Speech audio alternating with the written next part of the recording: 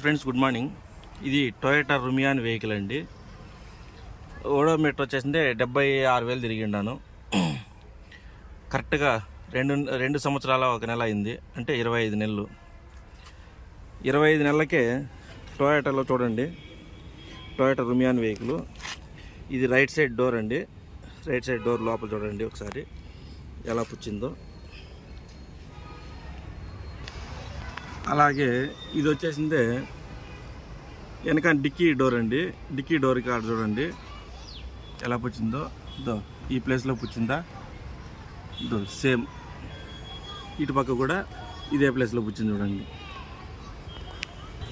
ఇది ఫ్రంట్ అండి. Front mudguard rack చూడండి, ఇక్కడ పుచ్చింది చూడండి ఈ ప్లేస్లో. తర్వాత ఇక్కడ రెస్ట్ ఫామ్ అవుతుంది చూడండి. తర్వాత ఇది సెల్ఫ్ మోటర్ అండి. కరెక్ట్గా 77,000 తిరిగేపాటికి, 78,000 తిరిగేపాటికి సెల్ఫ్ మోటార్ పూర్తిగా కాలిపోయింది. ఇది ఈ వెహికల్ వచ్చింది టొయోటా రుమియాన్ మిడ్ వేరియంట్ అండి. మిడ్ వేరియంట్ పుష్ బటను ఎందుకు కాలిపోయిందంటే వాళ్ళు మీరు లాంగ్ క్రాంక్ చేసినారు అని చెప్తారు. లాంగ్ క్రాంక్ వచ్చేసింది, ఎలా చేస్తారు, ఏ విధంగా చేస్తారు అని అడిగితే, లేదు మీ డ్రైవర్ చెప్పారు మాకు లాంగ్ క్రాంక్ చేసినారని చెప్పేసి. నా బండికి నేనే డ్రైవరు, నా డ్రైవర్ వాళ్ళకి ఎలా చెప్తారు లాంగ్ క్రాంక్ చేసినామని చెప్పేసి.